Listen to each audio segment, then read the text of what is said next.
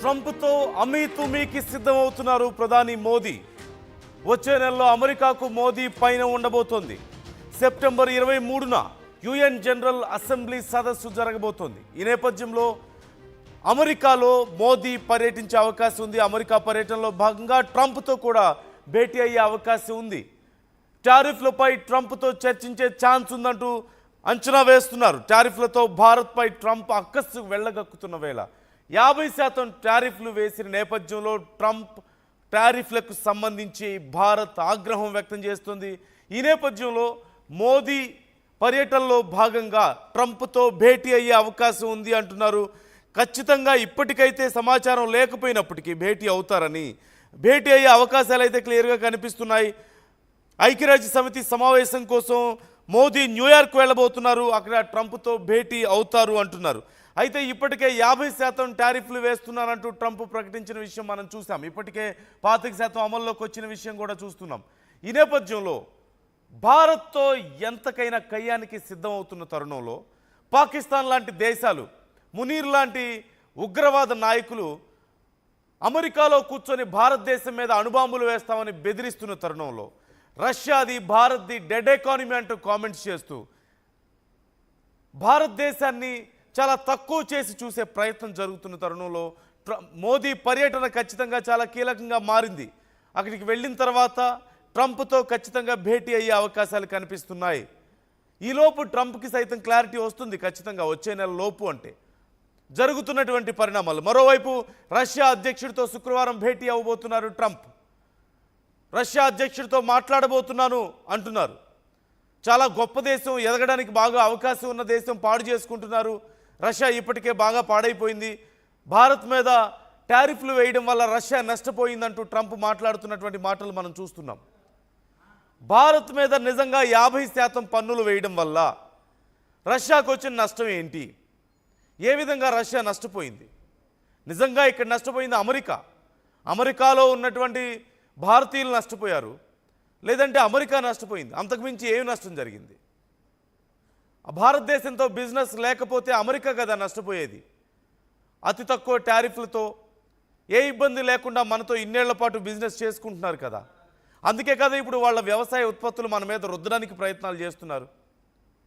వీటితో పాటు అనేక పిచ్చి పనులు. అక్కడ చదివి గ్రాడ్యుయేట్ అయిన తర్వాత అక్కడ ఉన్న వాళ్ళకి గ్రీన్ కార్డ్ అవకాశం లేదు. గ్రాడ్యుయేట్ అయ్యారా మీ ప్రాంతాలకు వెళ్ళిపోండి అంటూ ట్రంప్ చెప్పాడు.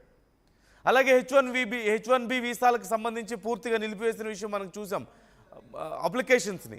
ఎందుకు అంటే ఇంకా బాగా మేము మీ గురించి అన్నీ చెక్ చేయాల్సిన అవసరం ఉంటుంది, వెట్టింగ్ చేయాలి అని చెప్పి మాట్లాడుతున్నారు. సోషల్ మీడియా వెట్టింగ్ అంటే మీ సోషల్ మీడియా అకౌంట్స్ని పబ్లిక్లో పెట్టాలి, ఎప్పటికప్పుడు అన్నీ చెక్ చేస్తారు, మీ హిస్టరీ చెక్ చేస్తారు, మీరు చేసిన పోస్టులు చెక్ చేస్తారు. అంతా బాగుంటేనే మిమ్మల్ని లోపలికి అలౌ చేస్తాం. ఎందుకు పాలస్తీనా విషయంలో భయపడుతున్నారు? అసలు ఎందుకు అవసరమే ఉంది అమెరికాకి అనే ప్రశ్న ఇక్కడ ఉత్పన్నమవుతుంది. ఇలా 1, 2 కాదు, వేలు పెట్టిన ప్రతి చోట కంపు కొడుతోంది, కాలు పెట్టిన ప్రతి చోట విధ్వంసమే జరుగుతోంది. ట్రంప్ ఎక్కడ అడుగు పెడితే అక్కడ విధ్వంసం, ఎక్కడ వేలు పెడితే అక్కడ చివరికి కంపు చేస్తున్నటువంటి పరిస్థితి మనం చూస్తున్నాం.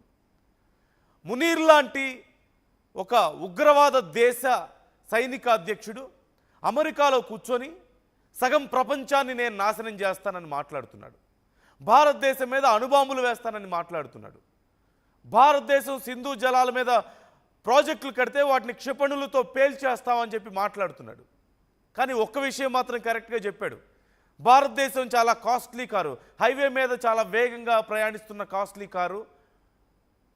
పాకిస్తాన్ మాత్రం చెత్త ఎత్తుకుంటున్నటువంటి ఒక పాడుపడిపోయిన ట్రక్, చెత్త ఎత్తుకునే ట్రక్ అని చెప్పి మాట్లాడాడు. నిజమే, ఆ ఒక్క విషయం మాత్రం కరెక్ట్గా చెప్పాడు. కానీ ఈ రెండు గుద్దుకుంటే ఎవరికి నష్టమో మీరే ఆలోచించండి అని మాట్లాడుతున్నాడు. మొన్న గుద్దుకున్నాయి కదా, ఎవరికి నష్టం జరిగింది? మొన్నే కదా గుద్దుకున్నాయి, ఒకసారి చిన్న ట్రయల్ జరిగింది కదా. గుద్దుకుంటే ఏమవుతుందో, ఏ నష్టం జరిగింది? చివరికి అటు అమెరికాకి ఇటు భారత్కి కాళ్ళ వేళ్లబడి యుద్ధాన్ని ఆపుకోవాల్సిన పరిస్థితి. అందులోనూ అమెరికా గడ్డ మీద కూర్చొని భారతదేశాన్నే కాదు సగం ప్రపంచాన్ని నాశనం చేస్తానని మాట్లాడుతున్నాడు. అలాంటి వాళ్ళని అమెరికా ఏమనదా? మీ భూభాగం మీద కూర్చొని ప్రపంచ దేశాలనే బెదిరిస్తున్నారంటే మీ ధైర్యం కాదా? మీరు ఇచ్చిన ధైర్యం కాదా? మీరు తమ వెనకున్నారన్నటువంటి నమ్మకం కాదా? అసలు ఏం పని ఒక ఉగ్రవాదికి అమెరికాలో? ఉగ్రవాదులను ప్రోత్సహించే వాళ్ళకి, ఉగ్రవాదులకు ట్రైనింగ్ ఇచ్చే వాళ్ళకి అణుబాంబులు ఉన్నాయి మా దగ్గర, సగం ప్రపంచాన్ని నాశనం చేస్తామనే కామెంట్ ఒక ఉగ్రవాది తప్ప ఎవరు చేయగలుగుతాడు?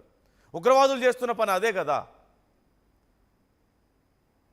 ఇలాంటి విషయంలో ఎందుకని అమెరికా చూసి చూడనట్లు వ్యవహరిస్తుందా? కాదు, చూసి కనపడనట్లు గుడ్డిగా వ్యవహరిస్తుంది. నిజంగా ఇప్పుడు ప్రపంచాన్ని బెదిరిస్తున్నవాడు, భారతదేశాన్ని బెదిరిస్తున్నవాడు, ఇన్ని దేశాలను బెదిరించేవాడు రేపన్న రోజున నిజంగా శక్తి వస్తే అమెరికాని బెదిరించడా?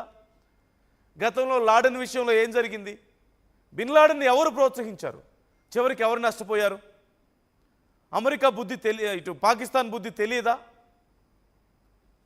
ముఖ్యంగా భారత్ని నాశనం చేస్తాం, అణుబాంబులు వేస్తాం, క్షిపణులు వేస్తాం అని చెప్పి మాట్లాడుతున్నాడు. ఏం జరుగుతుందో తెలుసు. కొంతమంది భారతీయుల్ని మట్టుబెట్టినందుకు, మన భారతీయుల ప్రాణాలు తీసినందుకే ఎంతమంది ఉగ్రవాదులు నాశనం అయ్యారో, ఎన్ని వాళ్ళ ఆర్మీ పోస్టులు నాశనం అయ్యాయో, ఎంతమంది సైన్యం నాశనం అయిందో, ఎన్ని వాళ్ళ ఫైటర్ జెట్స్ పోయాయో, ఎన్ని బేస్ పోయాయో మనకు తెలీదా? వాళ్ళకి తెలీదా? కేవలం అమెరికా తమ వెనకుందన్నటువంటి ఒక గుడ్డి నమ్మకంతో ఖచ్చితంగా ఈ మాట అనడానికి కొంచెం కటువుగా ఉన్నా సరే వాపును చూసి బలుపు అనుకుంటున్నాడు. ఇష్టం వచ్చినట్టు మాట్లాడుతున్నాడు మునీర్. మరోవైపు అమెరికా అధ్యక్షుడు సైతం ఇప్పుడు రష్యాతో చర్చలకు సిద్ధమవుతున్నాడు. ట్రంప్ రష్యా అధ్యక్షుడు పుతిన్తో ఏం మాట్లాడబోతున్నాడు, ఏం సాధించాడని చెప్పి ఇప్పుడు చర్చలకు సిద్ధమవుతున్నాడు. గతంలో 50 రోజులు టైం ఇస్తున్నా ఈలోపు గనక దాడులు ఆపకపోతే నేనేం చేస్తానో నాకే తెలియదని మాట్లాడలేదా? ఏం జరిగింది ఉక్రెయిన్ విషయంలో? దాడులు ఆపకపోతే ఏం చేశాడు ట్రంప్? తర్వాత 50 రోజులు కూడా కాదు, ఇంకా సమయం తగ్గిస్తానని మాట్లాడాడు కదా. తర్వాత ఏం జరిగింది?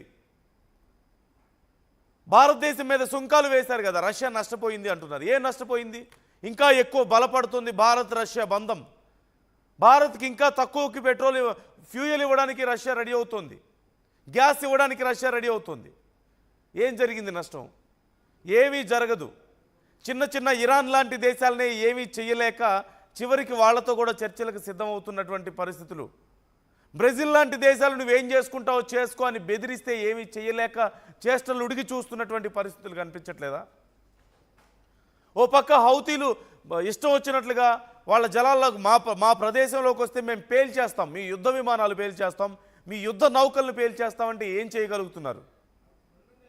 పాలస్తీనాకు సంబంధించి అంత పెద్ద అమెరికాలో సైతం అంత పెద్ద గందరగోళం జరుగుతుంటే చివరికి సోషల్ మీడియా వెట్టింగుల పేరుతో H1B వీసాలను అప్లై చేసే వాళ్ళ మీద ఏదో తమ ప్రతాపాన్ని చూపించడం తప్ప నిజంగా ఏం చేయగలుగుతున్నారు? చివరికి ఏం చేయగలిగారు? చేయగలిగింది ఏమీ లేదు, డిస్ట్రక్షన్ తప్ప. చేయగలిగింది ఏమీ లేదు, అనవసరమైన యుద్ధాల్లో వేళ్లు పెట్టడం తప్ప. ఇప్పుడు రష్యాతో చివరికి చర్చలకు సిద్ధమవుతున్నారు.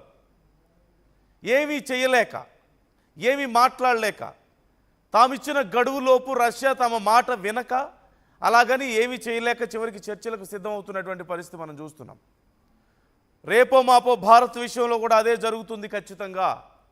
చివరికి భారత్తో బేరానికి రావడం తప్ప చేయగలిగింది ఏమీ లేదు. భారతీయుల మీద ఈ కక్ష సాధింపు చర్యలు ఎక్కువ రోజులు జరిగే పరిస్థితి లేదు.